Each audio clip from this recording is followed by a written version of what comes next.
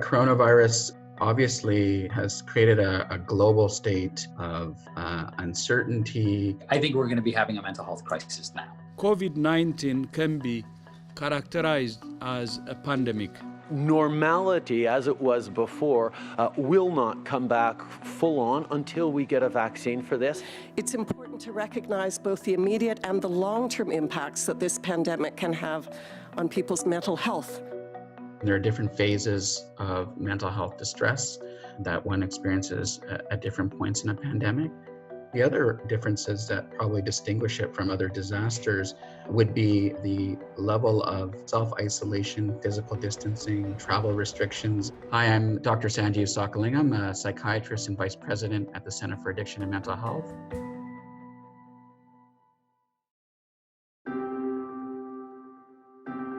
It starts with a fever and feels like the flu. A mystery illness known as severe acute respiratory syndrome, or SARS. During SARS, we saw kind of initial rates of general psychological distress that exceeded amounts that we would normally expect, emergence of depression, anxiety early on. And in individuals that were involved, we also see persistence of some of those symptoms after SARS. Let's get out of here. If we go to other disasters like 9/11, for example, as a kind of disaster that was abrupt, I think it's different in the sense of what we're seeing right now. Those who were closest to it, who had losses, who were involved as first responders were more likely to suffer post-traumatic stress disorder symptoms, depression, anxiety, and distress. And we do have studies that are, decades later that still show that there are some residual effects for some individuals. And I suspect that for many people, they're going to need support beyond COVID-19.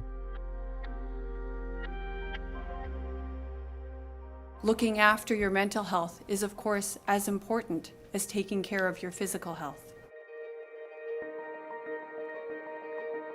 The most common things we're going to notice are going to be tied to anxiety and mood disorders. Hi, my name is Dr. Raymond Abdurrahman. I'm a clinical and consulting psychologist with an expert on anxiety and trauma. So here are my top tips on how to cope.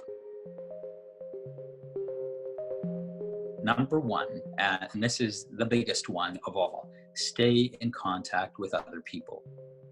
The biggest thing that we are missing is contact with the people that we care about, our coworkers. A good old-fashioned phone call, being in touch with social media is number one.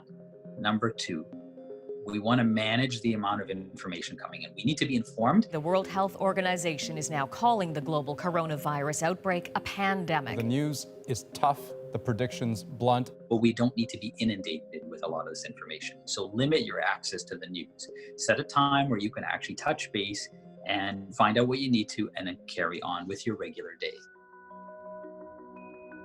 Number three, have a regular routine as close as possible. It won't be what you're used to, but set a routine as much as you can. And so my next point is ultimately about learning to be okay with things not being perfect. We have to revisit what it means to be professional. We won't be as productive. We want to have this balance between, being active and busy, but not overdoing it to the point that we're stressing ourselves out. Behind that need to be productive is this fear that somehow our sense of self-worth is tied to producing a lot. What matters most is that we get through this with a sound state of mind and a healthy state of well-being. We need to change our thoughts from the what if to the now what. That gives us some sense of control. The more we're able to write them down, that will give us greater control over things instead of just looping them through in our heads.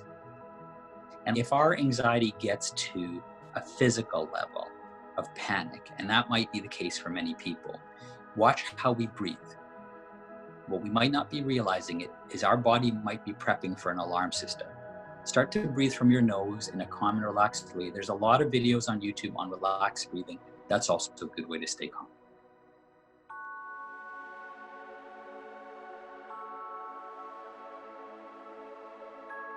And last but not least, there's a lot of mental health providers who are providing phone consultation or video consultation. accept that. There's a lot of organizations around the world, actually, that are now producing free access to health resources about how to manage mental health in this time. Look for them. Follow those tips. That's one of the best things you can do.